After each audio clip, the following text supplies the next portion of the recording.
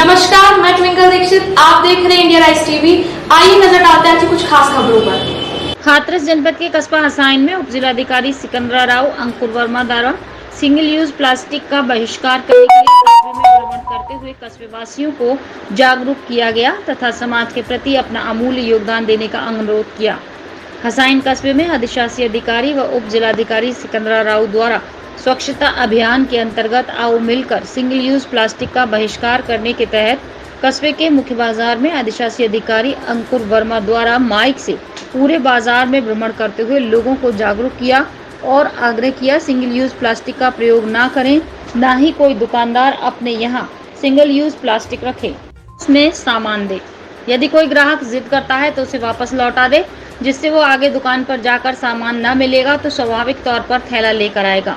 Single use plastic से अनेक होने वाली हानियों के बारे में भी उन्होंने जनसंवाद करते हुए लोगों को जागरूक किया, जिसमें कहा सिंगल यूज प्लास्टिक से पर्यावरण प्रदूषित होता है क्योंकि इस प्रकार की प्लास्टिक को नष्ट करने में सैकड़ों वर्ष का समय लग जाता है।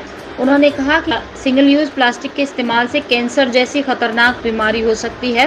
प्लास्टिक से बनी चीजों को भी जान का खतरा रहता है। सिंगल यूज प्लास्टिक के बहिष्कार से आप अपने परिवार, अन्य जीव और पर्यावरण को सुरक्षित रखने में समाज के प्रति अपना अमूल्य योगदान दें, जिससे आगामी आने वाली पीढ़ी सुरक्षित रह सके। जनसंवाद में स्थानीय दुकानदारों को अतिक्रमण हटाने में जो सहयोग दिया उसके लिए व्यापारियों को धन्यवाद दिया और कोई भी समस्या है उसे अवगत कराने का भी अनुरोध किया गया। इस मौके पर समस्याओं से भी उन्होंने ग्रामवासियों, कस्बा वासियों से संवाद किया और 3 दिन में पूरी सफाई व्यवस्था की कर्मचारियों को निर्देश दिए। उन्होंने कहा कि सभी दुकानदार अपनी दुकानों के सामने डस्टबिन रखें, जिससे डेली आने वाली कचरा गाड़ी में कूड़े को डाल दें, अन्यथा 1 सप्ताह बाद यदि किसी की दुकान के सामने प्लास्टिक मिलती है तो जुर्माना वसूला जाएगा। हसाइन से रजत उपाध्याय के साथ सुरेश सविता की रिपोर्ट। क्षेत्र की पूरी तरीके से सफाई करा दी जाएगी, नालियां भी सफाई कराई जाएंगी इसके अंदर। बाबूराम, विशेष ध्यान रहे, नालियों की भी सफाई हो जाए और सड़कों की भी पूरी तरीके से सफाई हो जाए। जितने सफाई कर्मचारी हैं यहाँ इस पूरी सड़क पे, वहां से थाने से लेके यहाँ तक के लिए तिराया तक, ये पूरा का पूरा यहाँ पे पूरा सफाई हो जाए।